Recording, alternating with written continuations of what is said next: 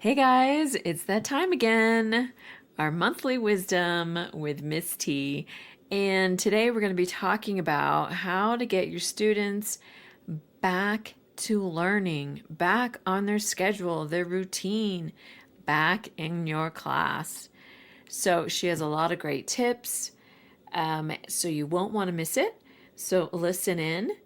And if you're able to, you can check the video out on YouTube as well. And before you go, please leave a review, 5-star rating, wherever you're listening. I would truly appreciate that. Also, don't forget to join my Facebook group where we have lots of amazing educators over there. And if you need your behavior questions answered, I am here for you. If you are struggling with a student and you've tried a strategy and that's not working, whatever it is, I would love to be able to help you and connect with you there. So I still have room for 3 more free calls this month. So check out the bit.ly link in the show notes. Welcome to Behavior Strategies for Class. I am Diane Bachman, your behavior paraprofessional with over 15 years of experience working in special education. And I'm so glad you're here because I'll be teaching you about social emotional learning, behavior strategies, trauma-informed care, and more. So if you are tired of being frustrated and not knowing what to do with your students who have challenging and disruptive behavior, you're in the right place. Now, if you're ready to become more equipped to help your students learn and grow, let's listen in to today's episode. Welcome back, guys. Behavior Strategies for Class, and we have our awesome Miss T with us today to give her monthly wisdom, and we are going to talk about getting your students back in the swing of things. So I will turn it over to you, Miss T. All right. Well, hello, everyone, and thank you again for having me with our monthly chats. Of But yeah, so course. like we were talking about, how do you come back from Christmas break, and what are some things you can do to get your class back in the groove? Because I know we all know what it feels like to come back after the break. It goes way too fast, and you're not ready, and there's so much, you wanted to do over break that you didn't get done. But how do you get your kids ready to be back in school? Because I'll be honest, this happened in my household. No routine. We're waking up at 9 a.m., 10 a.m., we're staying up late watching movies. We don't have a routine. And so probably a lot of kids who are coming back to school from break have had similar, household things where there's no routine. They've kind of gotten to, do what they want, a lot of playtime, not so much schoolwork and stuff like that. Or they probably traveled a lot, which also, really messes with routine and stuff like that. So what are things that we can do in the classroom to help those kids get back on track? And I think the number one thing is, review your classroom expectations. Treat it like it's August, like it's the beginning of the year. Mm-hmm. Review all of those classroom expectations. And if you have that classroom reward system, reward heavily for any of those expected behaviors being demonstrated, because that's just going to reinforce that behavior and classroom expectations. But it also gives the kids a good reminder, because you think about how much they regress over summer break, not necessarily regress, but how much they need time to kind of catch up and recruit some of those skills. It's the same with winter break too. Like, we have that same loss of, remembering what the expectations are, and and everyone's so excited to come back and talk about what they did over Christmas and things like that. So again, reviewing those behaviors and expectations is going to be huge, but then also heavily rewarding those as well, using your classroom point system or whatever you have. And I think another important thing too is finding ways to slow your classroom down, because we Mm-hmm. get back into school and it feels so rush, rush, rush, rush, rush. And I Mm-hmm. think kids have a hard time with that, right? Because they haven't had structure and routine over the break. And now it's like, you want me to go get my reading bin and be back in my seat in a minute? not happening. Like it's probably going to take me 3 minutes, if not five, so finding ways to slow your classroom down. And I know it's hard because there's, that pressure of you have to like meet all these academic goals for your kids and you have to make sure they're CMAS ready, like, and things like that. And so I think, finding ways throughout the day to just somehow incorporate just some calm down periods and just really slowing things down is going to be huge for those classroom teachers. And again, too, you may have kids who've, over break because we have those kids that don't want to go home for Christmas break. Like school is Mm-hmm. their safe space. Um, and so for them to be coming back, there's probably going to be like our one friend, him coming back was always tough. Just, getting back into the routine and the expectations and stuff like that. And just, adjusting to that comfort level again. But I think those two biggest things are reviewing, your classroom routine and expectations and then rewarding heavily and just finding a way to like really slow down the classroom is going to be huge. And it just reminds me of this classroom that I went into last year to do a classroom observation. And Mm-hmm. I can't remember how many students she had in the class, probably like 20 students in the class. So not as large as we have seen, but a fairly large class size. And I don't know how she did it, but it was like it was like a second grade classroom. And it was like the calmest second grade classroom I had ever been in. Like she had just found a way to like move things in through her classroom so like slowly and with purpose, and like all of the kids were calm. Like it was incredible. And I should have talked to her more about it and found out how she did that, but I do know lights were very low, if not almost all the way off. And just Mm. like lamps is a huge one, which is crazy to think about, just how much Right? lighting can affect the energy of Mm-hmm. your space. But yeah, it's like the lighting was very low, and she was just, her voice was so calm too. Like even if she was giving a redirect, she was so calm. And that was just, I like afterwards I did the observation. I was like, I got to give you kudos because that was your classroom management, like is incredible. Like, the kids knew their job, they knew their roles, they knew what to expect. And I just like, if I could take that and like show every teacher that classroom, I was like, wow, I was like, I want to be a student in this classroom because it felt so good.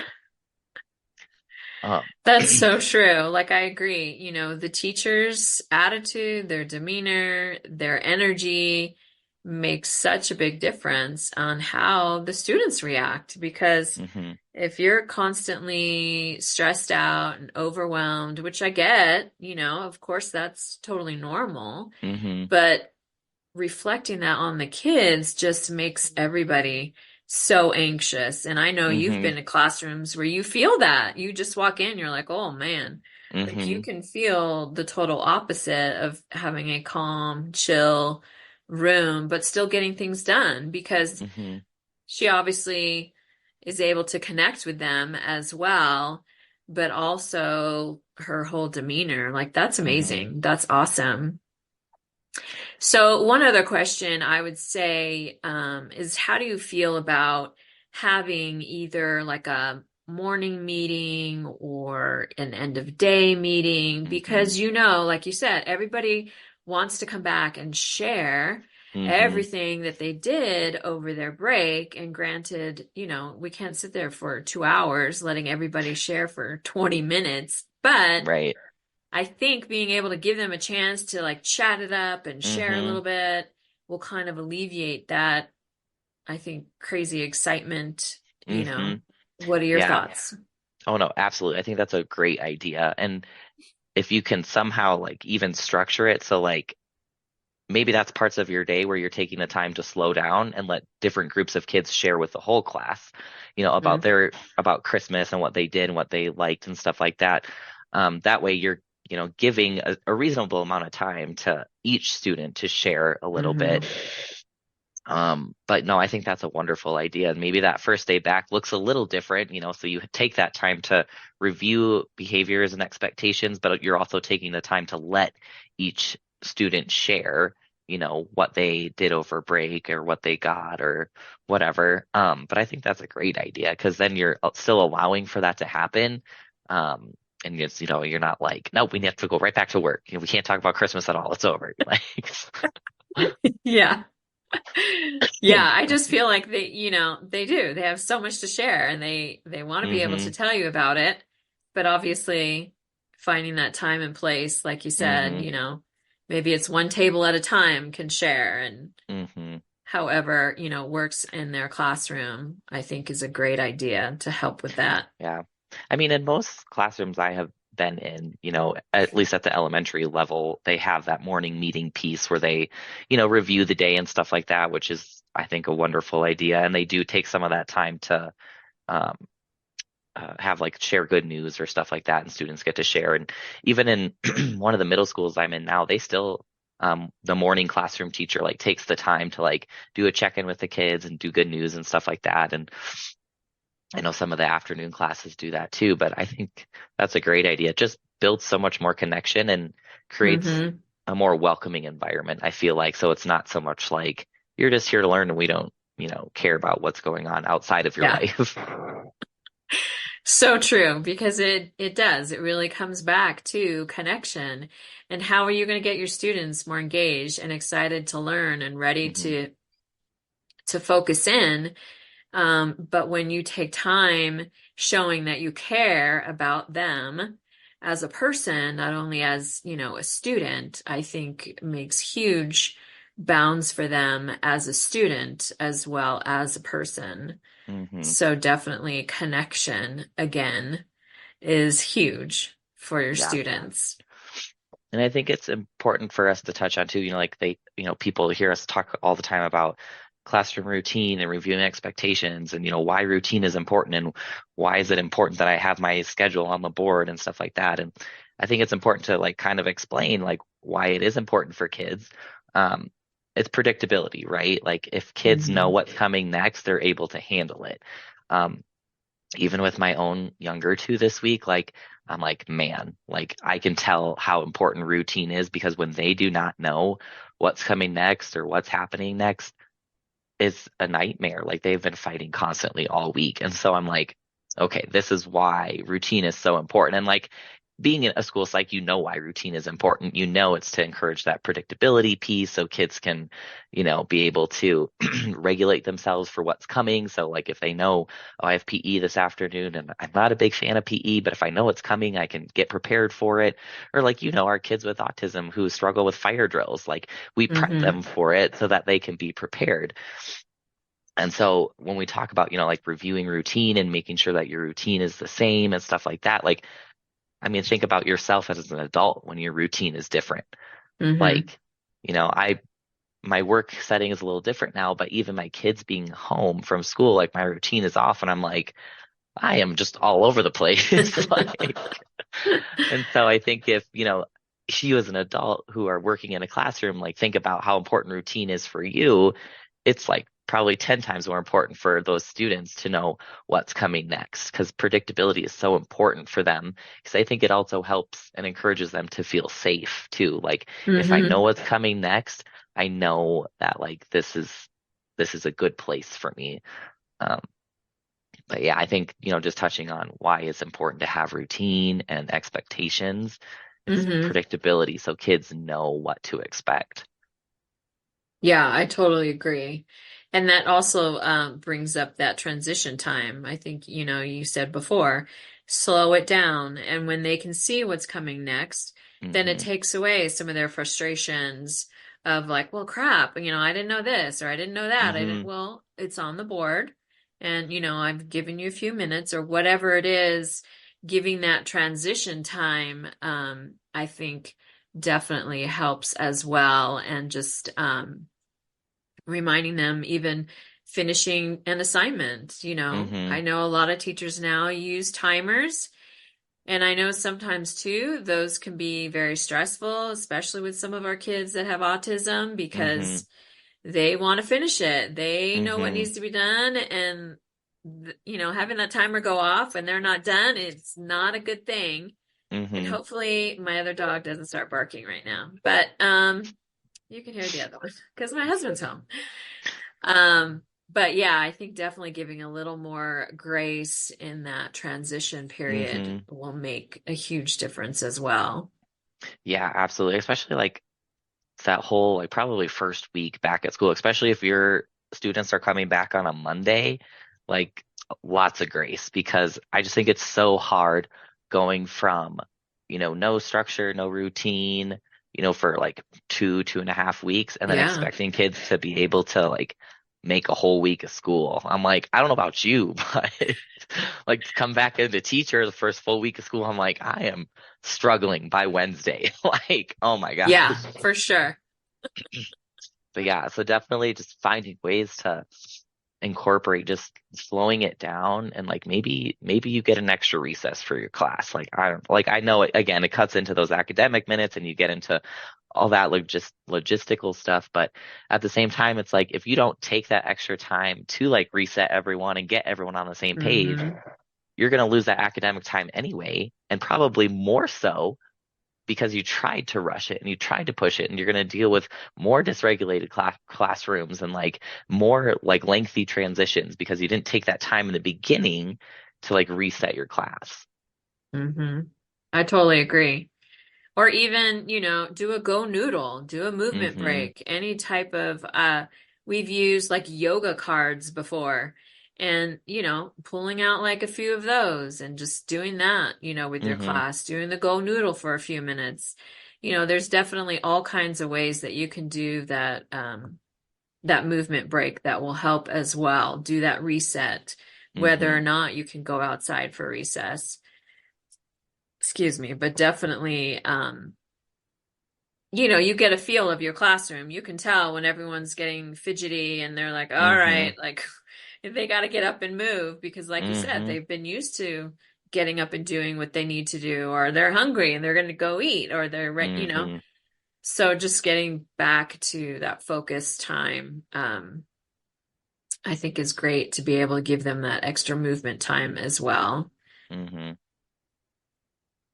And I also think too, like maybe that first 2 weeks back, you cut back on the homework. Like, no homework for the first 2, 3 weeks. Like, let's just get back into getting our work done in class. If it doesn't get done in class, it's okay. We'll save it for the next day, whatever. Don't be sending stuff home because chances are, you know, these kids are going to be exhausted by the end of the day. You send it home, it's either not going to get done or it's going to spark, a huge debate or dysregulation at home. Again, it's still not going to get done or whatever. But I also think, being in terms of like just having grace with that too. And like, I mean, I am on like a little soapbox about that, but there's been so much research that shows that homework does not work. So, if you just want to cut homework altogether, I am all for that. But Right?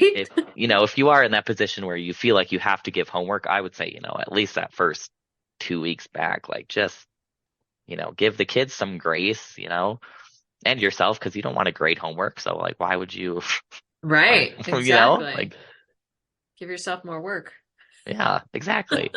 Just- But yeah, I think, coming back from break, it's just all about, like, again, reviewing the routine, reviewing the expectations, but, being happy to see your kids and like, setting them up for success for the rest of the school year and taking that time to talk about Christmas and, maybe you even take time to talk about what the rest of the year looks like. For your older students, like third, fourth, fifth grade, obviously middle school and high school, they kind of already get the routine. They know what the rest of the year is going to look like. But for your older, younger grades, talk about what the rest of the year looks like. Like, hey, we have this coming up in February. This is what March is going to look like. Like, we don't have that much time actually left. We're Yeah. halfway through, And so what does that look like for us and for our class? And what are we, maybe you even like establish some goals for your classroom, like what do we as a class want to accomplish? Not necessarily like New Year's resolutions, because I think if you want to achieve something, you can start at any time you want. But, just like for your class, what do we want to accomplish as a class with our time left together? I think, is something maybe to touch on with them too and get them kind of in more in that mindset of like, okay, I'm here to accomplish these things, like more like growth mindset, like how can we grow in the Mhm. last half of the year? Yeah, that's great because that also gives them another buy-in. Mm-hmm. to being there. And again, back to connection, connecting them together as a class, as a family, away Mm-hmm. from home, and giving them that voice, is huge, I think, as well. Well, I think those are awesome and great, and I hope that you guys will put some of these, if not all of these, into place to save yourself, really, to make it through the next few weeks. Mm-hmm. Like you said, getting, us, the adults, back into the swing of things as well and the Mm-hmm. routine. Any closing thoughts, Miss T? Just, the second half of the year is a marathon, not a sprint. So pace yourself, have some grace, and just if you feel like your class needs a time to slow down, just slow them down. That's all I can say is because it's going to benefit you as well. And you can only, teach as well as you feel, right? And so if you feel exhausted and overwhelmed and stuff, you're not going to be able to teach that well. So it's like that Right. one saying, you can't give from an empty cup. So like make sure that you're doing enough for you and your classroom to fill that cup so that you can continue to like give the students what they need. Agreed. Well, as always, awesome wisdom from you, Miss T. And we totally appreciate you being here. And we will see you guys next week. Thanks so much for listening. I truly appreciate your support.